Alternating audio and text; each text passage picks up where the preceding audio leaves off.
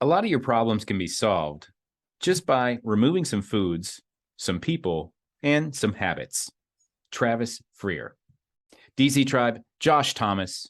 If you haven't already, check out thedozone.com for productivity tips, accountability, and overall just a bunch of really great, amazing human beings looking to get more stuff done. Once again, that's thedozone.com.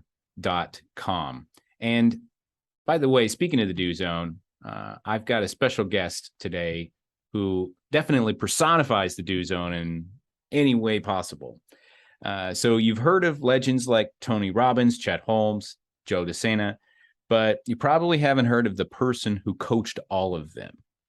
And today's guest is Scott Hallman. Scott is the silent assassin that business owners hire to find hidden profits. His companies have twice been named in the Inc. 500 list of the fastest growing privately held companies in America. He also co-founded an IT consulting company that grew from $0 to $85 million in just 21 months, valued at nearly $1 billion. He launched his first coaching program with Jay Abraham, and his advice has led to billions of dollars with a B for thousands of entrepreneurs in over 280 countries, ranging from biotech to a pumpkin grower. Yes, you heard that right. Scott, welcome to the Do Zone. Say what's up to the tribe and tell us something you believe is the key to getting stuff done that most people wouldn't think of. All right. Well, first of all, hello, tribe. Yeah, it's great to be here. And, it really, I think there's probably two things to answer that question about getting things done. The first is, our tagline is it's all about implementation. And, there's so many things we learn. There are ideas everywhere about how to grow a business, how to be more productive. And at the end of the day, we can't do them all. So it's all about implementation. One of the keys is to basically narrow that down and prioritize so that you can actually take the actions that are going to move the needle wherever you want it to go. I mean, that's one of the most important things that we talk about. You want to get things done. Awesome. And, with the breadth of experience that you've had with so many different companies, so many different industries, so many different high profile entrepreneurs and thought leaders, if you were to, I may be asking too much here, but if somebody were to come up to you and say, well, with all of this experience and exposure you've had to all of these different industries, how could you boil down the one true key to success that you've seen across this? And I know you have a book called Hyper Growth that kind of encompasses this a little bit, but what are some of those keys that you've really found to help somebody be wildly successful in this day and age? It's interesting. It goes back to something I've been teaching for years, and it's around optimization. And I call it, you're optimize to maximize. If I go back in history, when I started my first business, I went to college at USC and went through the entrepreneur program. And I started a business right after college, of course, with no experience. I had book knowledge, but no experience. And the other thing I didn't have any is money. No money, nobody I knew with money. And I started this business, and I started on the side after hours, and it took off like crazy. And so I quit my job with no real savings. And the biggest challenge I had was the business. It exploded. I created a new concept. It exploded. And all of a sudden I ran into this thing called cash flow or lack of cash flow. So early on, out of necessity, I had to optimize everything. I had to make sure that we got the most sales out of our leads. I had to make sure we maximized everybody that went through the sales funnel. All the hospitals went through the sales funnel. I had to maximize every dollar. I had to maximize the productivity of the people that work for me because I didn't have a choice. So even with all these successful companies that you mentioned that come and work with me and work with my company, and a lot of amazingly successful entrepreneurs nobody's ever necessarily heard of, out in the public, they always want to come and say, teach me something new. And I say, if you want to be more efficient, you want to be more productive in your company, the very first thing you need to do is focus on optimizing what you're already doing. Right. And it applies not to just business or business growth. It applies to everything we do in our business and our lives. It's all about breaking things down, anything down into the parts And once you break it down to the parts of the steps, now when you look at making a small improvement to each one of those things, you create this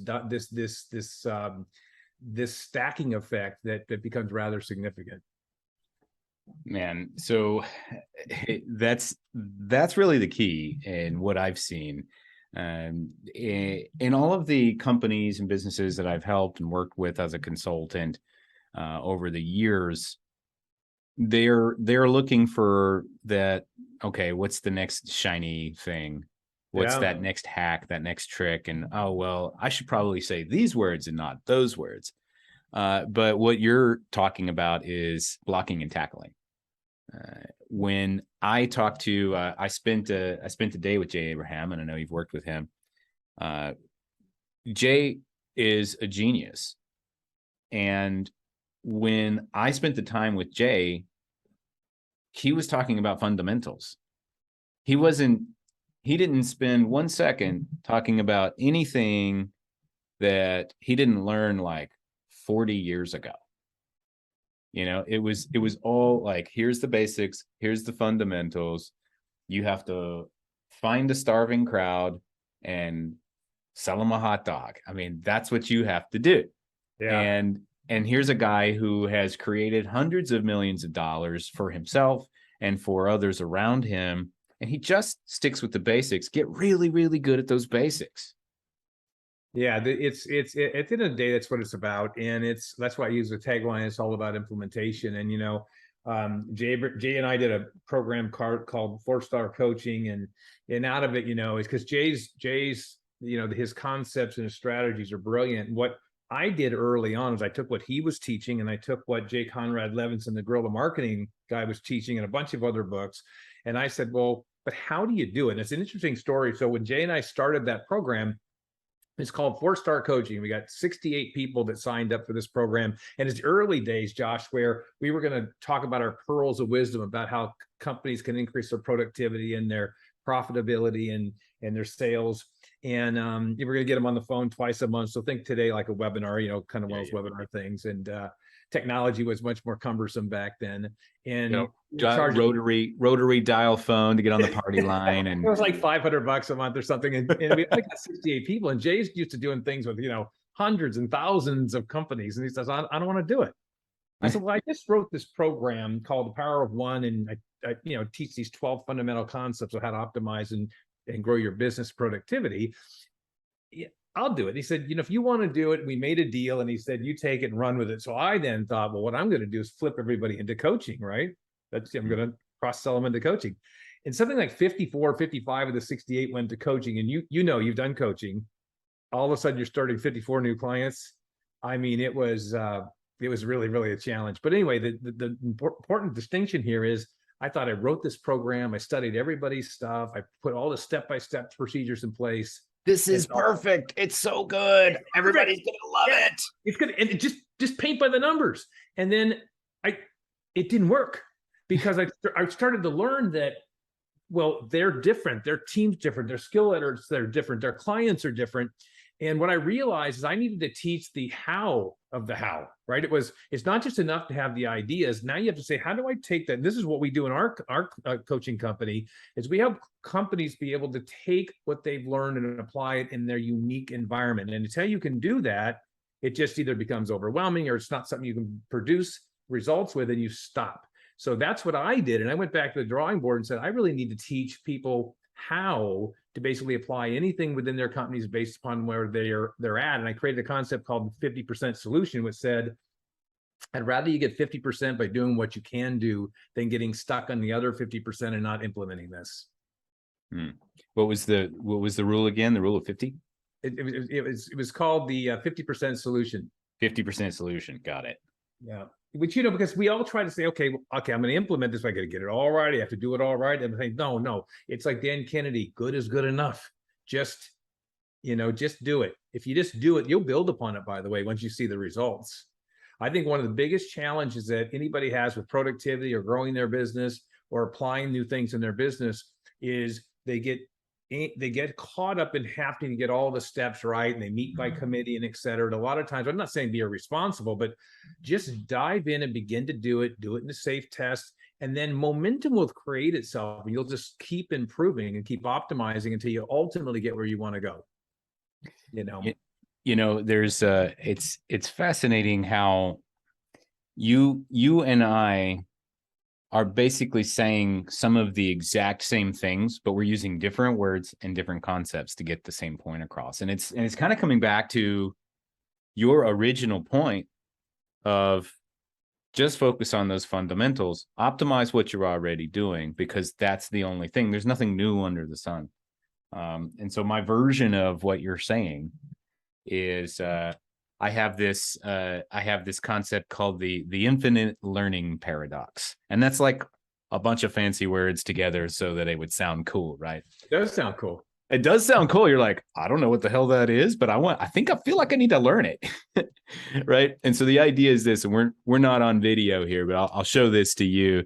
It's a limit equation. I don't know if you can see that. I'll describe it. And so for the audience, if you draw a quadrant on a piece of paper, and then you have this kind of hockey stick curve that gets ever closer and closer and closer to the y-axis. But in a limit equation, that line never actually crosses the y-axis. It just gets infinitely closer. And so that quadrant on the left, where the line is, we're going to call that quadrant knowledge. And that quadrant on the right, where the line is not, we're going to call that results. And that hockey stick growth line, we call that confidence. And so when you're learning something, let's think the first podcast you listened to about being an entrepreneur and starting your own business and going your own way. The first book you read, you're like, wow, this is amazing. And then the next one, it was like, yeah, that's great. The third one, okay, I mean, there's some repeating material, but it's, by the time you get to the sixth or seventh book, you're like, all right, I don't know if I need to really learn more, but I'm just going to keep learning just in case. Yeah. The problem is that y-axis is called action. And you have to cross that action line in order to produce any results. And so this 50% solution is do the things that you can take action on so that you can get the results, because action is the only thing that leads to results. Yeah, it's great. It's great. And then what ends up happening, by the way, that once you take action, and if you do the other things we teach, which is about, measuring results and metrics and whatnot, what'll happen is you'll start to see the results. You'll start to see the results, and then you're just going to keep going back and optimizing. We're always going to go back and break it down. We implemented this productivity thing in our company where we put everybody on the CRM. You try and use all the capabilities of that CRM, you'll never get it off the ground. You never get across that axis, right? And so you just have to put it in place, put the basic information in place, and start building upon it and building upon it and building upon it. Now you write the reports I want, and it becomes more and more useful over time.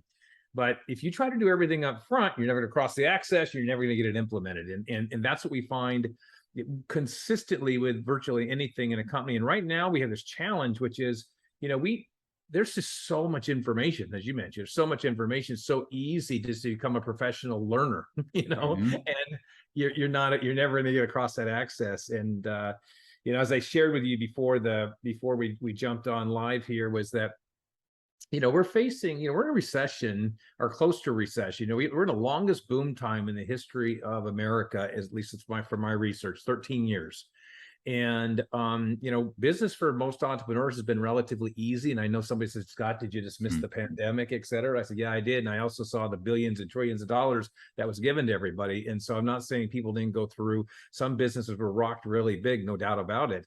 And so if you put that aside, it's just been, demand's been up there, and the economy's been growing, and and it's been relatively easy compared to when you lived through recession. So I'm going to guess, if I were to survey your audience, I'd find that vast majority of them never have lived through with this hyperinflation. I'm going to call it what it is. It's not, it's a big number.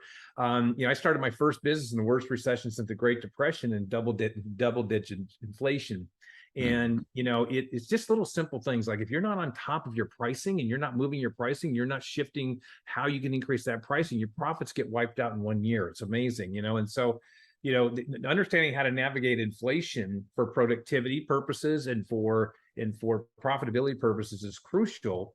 And the other thing is, we haven't had a recession in 13 years. I'm not an economist. I don't know if it's going to happen next week or next month, but I can tell you that this is unprecedented. And so, most businesses, because it's been relatively easy, again, forgive me for those of you who it hasn't been easy for, and I know you're out there, that you need to prepare for a recession. So these fine-tuned things that you teach, looking at incorporating and taking action and a 50% solution and getting across that x-axis to move things forward, that skill will give you such an advantage in a recessionary and inflationary economy.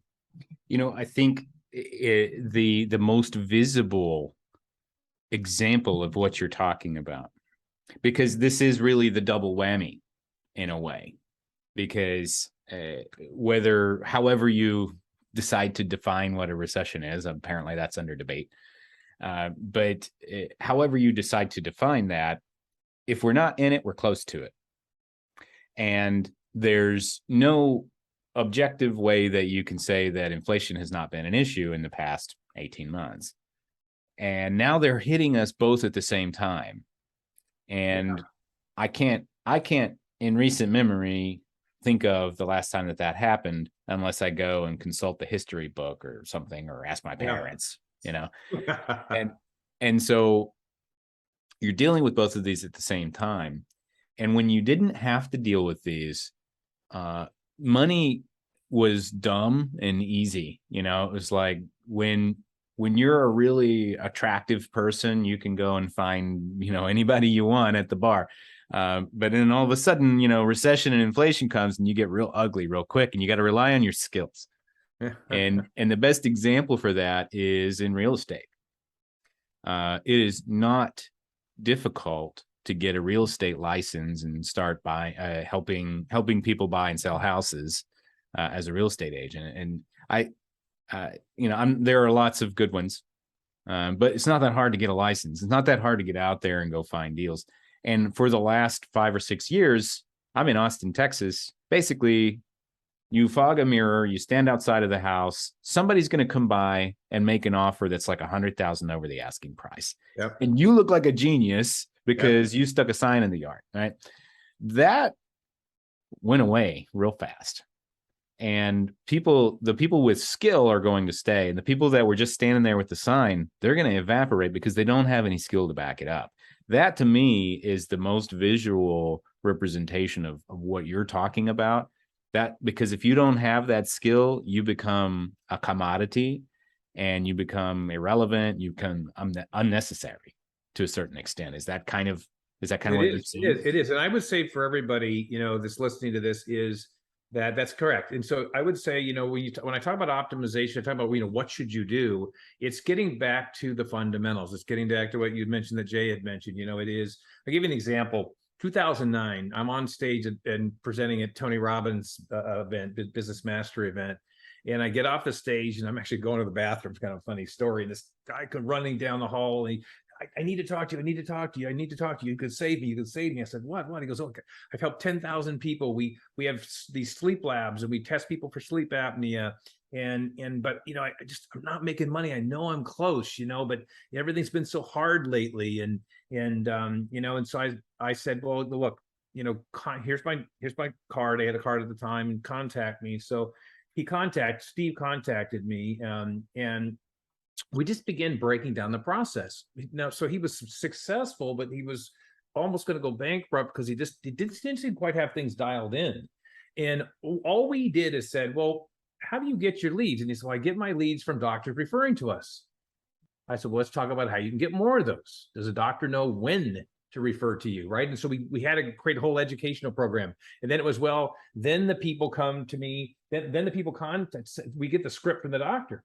Well, nobody wants to go sleep with a bunch of wires hooked up to them all night long in a hospital, right? So that's not the first call. Some people, but not everybody is just like, yeah, unless you're Frankenstein or something. So, they had no process for following up and contacting people, the patients, to be able to motivate them to come in and actually book for the event. Mm-hmm. And we went through this process, and his his number of what are called sleeps, which produce revenue for him, went up 67% in less than 90 days, just from doing that process. Now, say it another way. If you don't do that and you go through the recession like Steve did, who luckily stayed alive, but if he had those things in place, he wouldn't have chased me down the hallway, right? That's the important thing. If you don't have those in place, you're going to be 67% down. And so, this is an important, I think, a takeaway for everybody. Everybody I'm talking to, and I'm saying you need to really make sure you're optimized, because your competitors won't likely be, and you will actually gain a huge advantage in the marketplace when a recession hits. You need to make sure you're optimized, because your competitors most likely won't be. And why won't they be? Because it requires effort, and people are going to take the path of least resistance. And so if it's easy, you're probably doing it wrong. Yeah, you got to get across that axis. That's right. Yeah. Got to cross the y-axis to the results. Yeah, that's a great point. And so let's do this. We're going to get into Scott, the Do Zone diagnostic. I'm just going to ask you 5 rapid fire questions so we can see how your brain ticks and soak up all the knowledge that we can. First thing that comes to mind. Are you ready? Yep. Awesome. Well, what's one thing that you do that keeps you focused on your goals?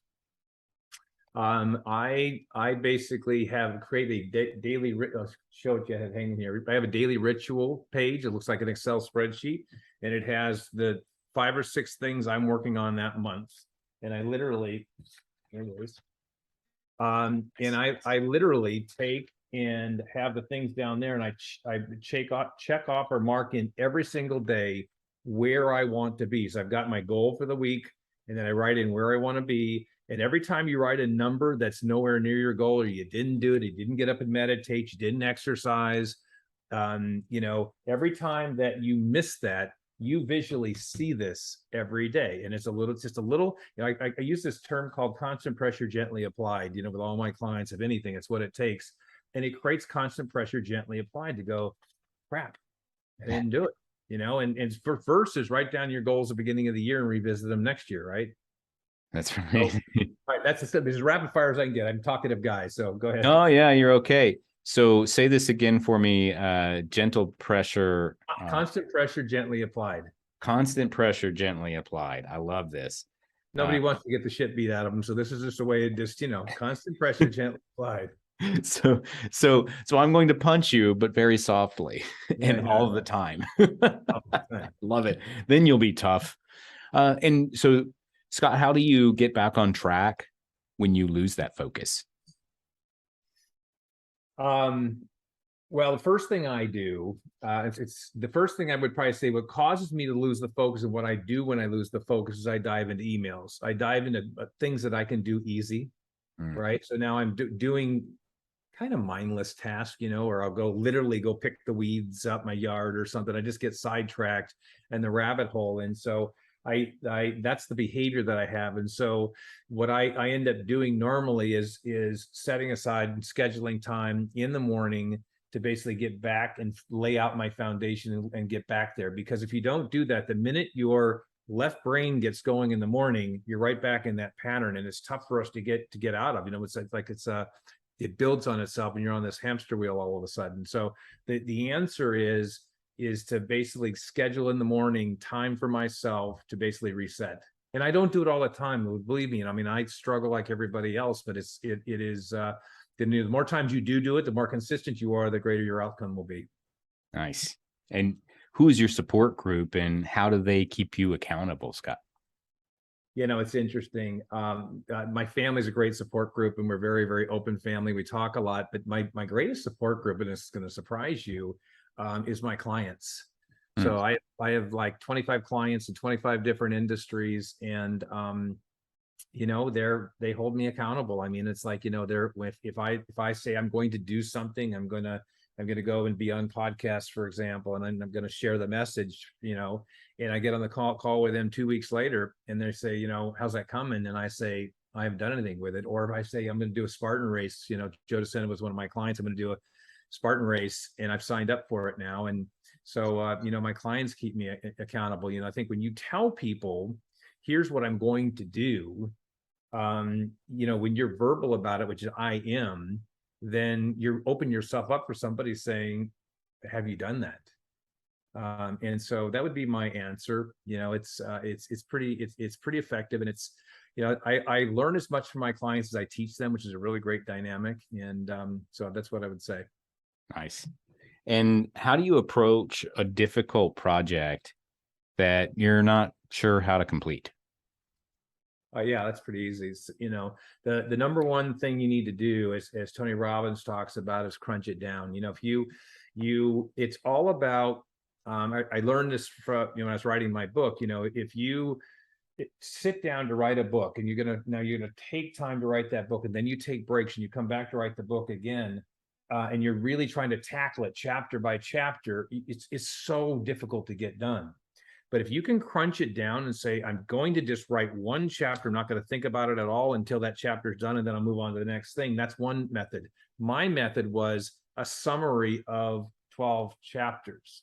And then I came back around, like this sound like optimization, and I then began building upon it, because otherwise I found it so difficult to get back to where I wanted to go to, right? So it's just all about breaking it down. We just can't, you can't swallow the elephant in one bite, right? So it's about crunching it down. Nice. I like that. And finally, what is the number one pro tip you would give to someone looking to get more stuff done in less time?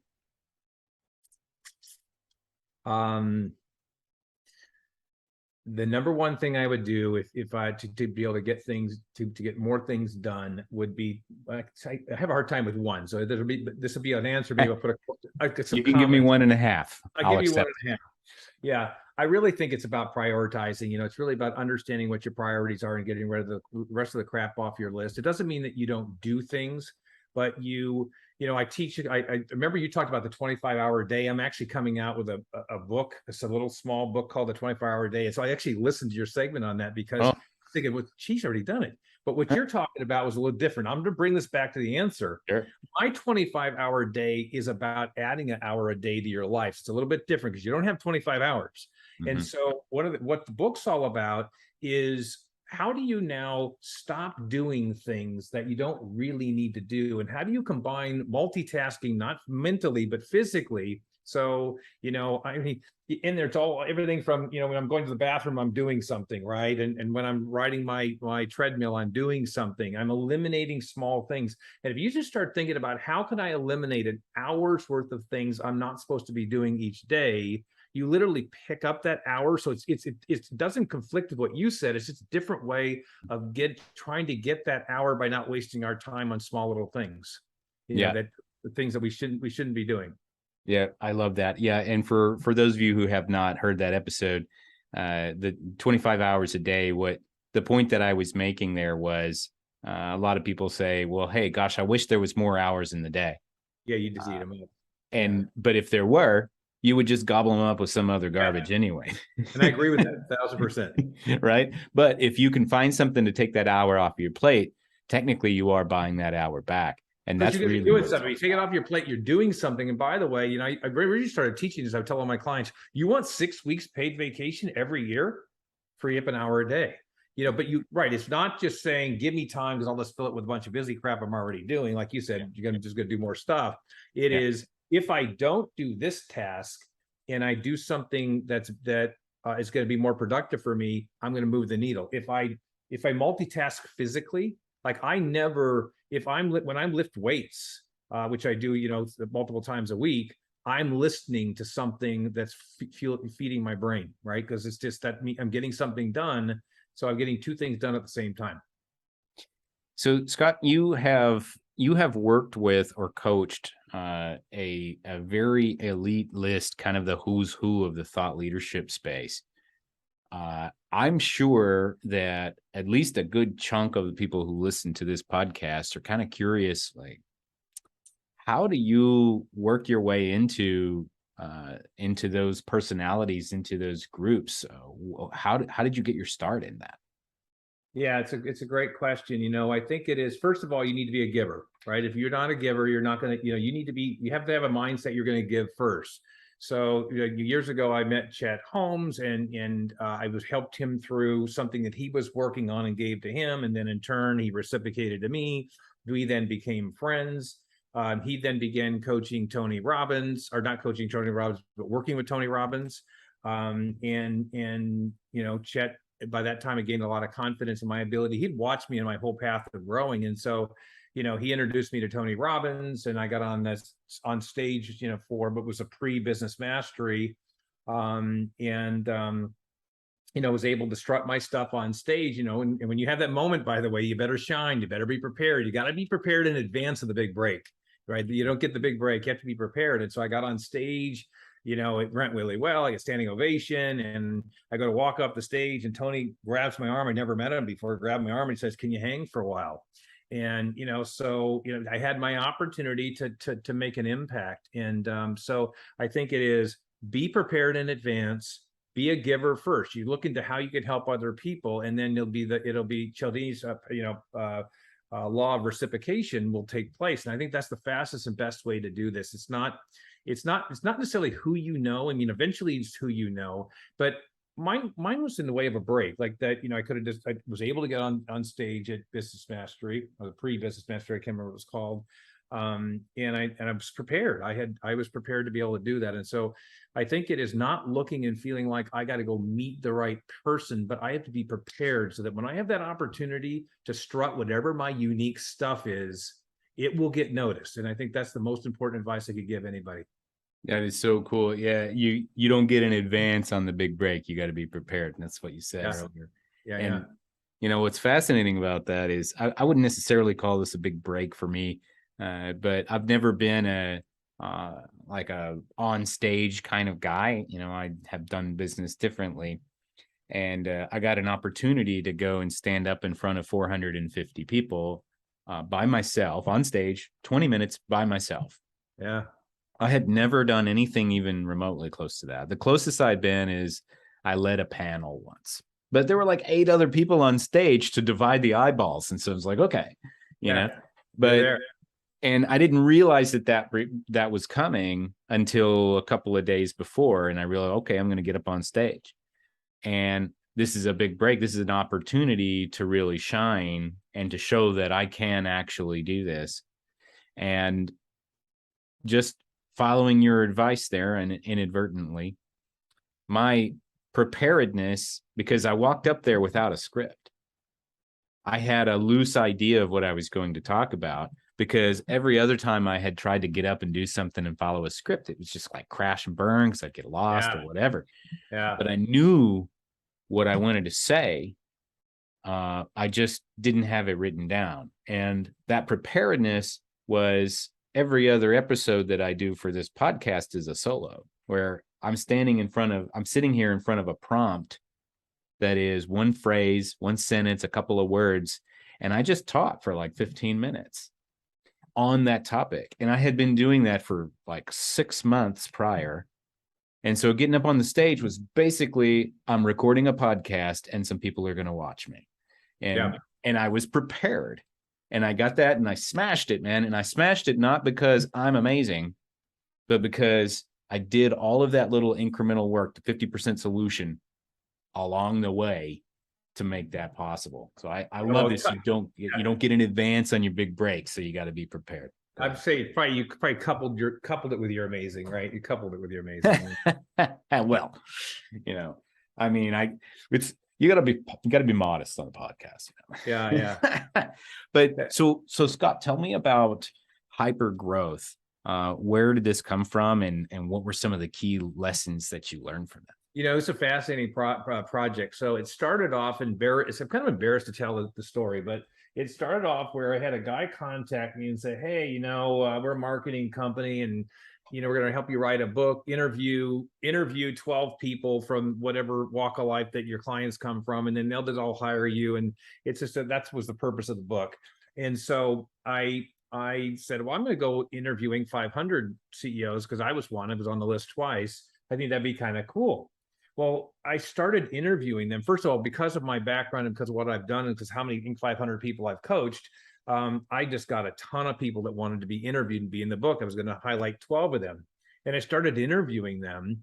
And I'm doing what you did, by the way, because most people, they just would, on these things, they interview them, you just listen to what they say, you edit it, and you're done. Well, I'm going back and say, oh yeah, well, so I'm teaching lessons. I'm finding myself teaching. And I got, after about the first interview, I thought, there's no way that I'm going to do some cheesy marketing book thing. This ain't, it's not going to happen, right? I'm going to create a world-class book. And so I interviewed these 12 people. The more and more of them I interviewed, and this was amazing. So in the book, they're all 12 of the entrepreneurs were on the list 3 times or more. So for anybody, you know, it's the fastest selling companies and fastest growing companies in America, privately held. And every year you got to maintain that growth to be back up in the top 500. I'm not talking about the 5,000. I'm talking about the Inc. 500. And it's serious growth too. It's like several $1,000% or something. Right? Growth, yeah, several $1,000%. So you got to keep cranking. So I thought, I want to know what it takes to have sustainable growth, because now I get to choose. And then I thought, well, why don't I went offline, online. So there are companies from 12 different industries, and I interviewed them, and my brain, as I'm interviewing them, finally I pulled out all the commonality that I heard, and I broke it into what I call 7 success drivers, right? There's 7 success drivers to hypergrowth, and that's what I put in the book. And here's the neat thing for everybody out there. Not one of the requirements, no venture capital, no silver spoon. If they had money going into it, everybody built this from the raw ground up. All 12 of the entrepreneurs, including myself. And so you see what people went through. You see the blunders, and they share their failures, and they share their learning distinctions. And you know, to me, you know, if I want to, as you read the book, you go, God, you know, they did it, and they tell you how they did it, and I then tie back in, you know, how I did it. And so that's what the book was about. It hit #1 on Amazon Kindle selling list in both entrepreneurship and in leadership. And so I was really proud about that. Anyway, that's the book. I could talk about it all for another whole podcast, but it was, well, it's a fun project, and I was proud. It's going to take me 30 days. It took me 2 years because I really wanted it to be good. And anyway, that's the story. That's fascinating. And you took 2 years on it because that's what it took. That's how long it took to get it right, you know? Yeah, to get it right. Understandable. And so 7 success drivers. So you interviewed 12 people who were on the Inc. 500 multiple years, and you were able to distill that down to 7 success drivers. I'm curious if you're willing to share one, maybe one of the first ones, or one of the most fundamental ones that you discovered from this, and where that came from. Well, the first one is called the secret sauce, and it is that you have to differentiate yourself. No matter what you do, you have to differentiate yourself. And so, you know, if you don't have that, and you blend in with everybody else, your ability to control your pricing, your ability to control demand, your being at risk of being copied, are all issues that are going to affect you. You need to be unique, and it doesn't mean you need to be radically unique. You just need to have something different. You think about Starbucks. You know, Starbucks makes coffee. Coffee's been around for a long time, right? I mean, they serve coffee. They have a coffee shop that's been around for a long time. They created this cool vibe about a gathering space, and that was one of the unique things that they had, right? And so, you know, it's you know, that's really, really important, right? I have another one called Systematic Machine, and in the Systematic Machine, it talks all about having systems in place, having trackable KPIs and metrics, and so that you can optimize to maximize. You know what to improve, because you know where you're actually falling down. They all have that in common. And I'll share the last one with you, which is, I always thought culture was a bit of BS, right? You know, culture, let's do the vision, mission, and we'll plop it on the wall, and nobody pays attention to it. Yeah. And in this book, you know, it's amazing. In this book, 11 of the 12, here's the book, but 11 of the 12 that I interviewed lived and breathed their culture. I mean, I went into it deep with one of them, who talked about how they have meetings every week, and every week they will call out one of their actual values that they have, and then somebody has to talk about what it means and how they applied it within the company in the last week. You know, it's living it and breathing it. And when you do that now, people want to come work in that environment, right? It's a tough time to hire right now. People want to come be a part of something when you have that culture. And it's not just about, you know, ping pong tables and latte machines. It's really about, it's much more about the environment of, I want to be there and be a part of something that is important, and where somebody's living and breathing these values on a consistent basis. Yeah, core values. It all comes back to it. And so I love that you bookended this with secret sauce. You really have to stand out, and then bringing it all back to culture, which is another way to make you stand out. But instead of standing out externally to your audience, you're standing out internally to the people who actually make this possible. Yeah, absolutely. And that is invaluable. I had a conversation recently with a gentleman who runs several restaurants, and he was having a hard time keeping dishwashers, like, well, I'm paying them $18, $20, $22 an hour. I can't get them to stay. I'm like, well, have you ever asked them what they want? Have you ever asked them why they're leaving?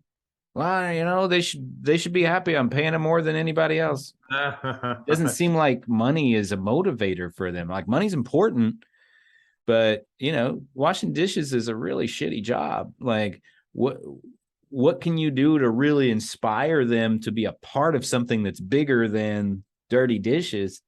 Because if you're missing that, you're going to keep the cycle going. And, it was very hard. It's very hard to get people to latch onto culture because it does seem almost dispensable, but only to the extent that your human resources are expensible. Only to the extent that the employees and the faces of your company are dispensable. Because if they're not, then that culture really is essential.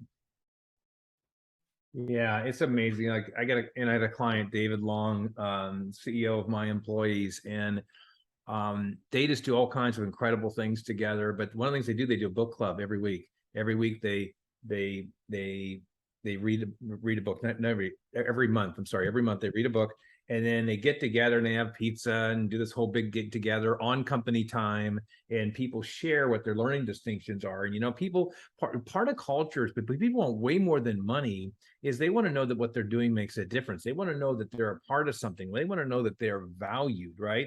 And so, like, with My Employees, it's all about recognition. And he talks about how people crave recognition, a pat on the back. I know it sounds simple, or acknowledgement. And Dave, as a CEO, every day, at least 5 days a week, will reach out to an employee in his company and compliment them. He said, Scott, even when one that's struggling, I find something to compliment them on. He's not complimenting everybody every day, don't get me wrong, but he's reaching out. And you think about what that does if you're an employee and you just, and the CEO is doing that, and you go, wow, it's pretty cool. That is pretty cool, man. Scott, this has been tremendous. I really appreciate you. Where can our first and foremost, who is a good fit for somebody to engage with you, and where can they go to do that? Yeah, so in our company, we only work with successful companies, which means that if somebody is in a situation where they need either to turn around or their business is going on or whatever else, we don't have the resources to help. We're advisors, so most of our clients are successful already. And as a general rule of thumb, it's any company that is $500,000 in revenue. We have people that can serve them really, really well, up to about 25 million that they're the owner CEOs of the company. That's our avatar. And it doesn't matter what industry's in. We've helped companies, I think, in over 200 and some odd different industries. And so if anybody's interested in just learning more about what I'm sharing here today, they can go to scotthallman.com. And then I'm going to put a page on there. So scotthallman.com/the Do Zone. It'll be special for your folks because and tying in some useful resources, I believe, that will help them be more productive. If they're interested, help them optimize and maximize a little bit more as well, and just learn a couple tools of distinction that can help them implement some of the things we talked about today. Excellent. I love it. scotthallman.com/the Do Zone. Thank you very much. And you can get Scott's book, Hypergrowth, on Amazon. Excellent. Well, we're going to wrap up from here. Thanks again to our guest, Scott Hallman, for joining us and sharing some of his wisdom on how he gets stuff done. This has been a lot of fun for me, Scott. I really appreciate you. You can connect with him one more time at scotthallman.com, and he has some special goodies for you at scotthallman.com/the Do Zone. If you're a busy entrepreneur looking to get to the next level, head over to thedozone.com for more productivity tips, tools, and strategies. Until next time, remember, we all have the same 24 hours in a day, not 25. What are you going to do with yours?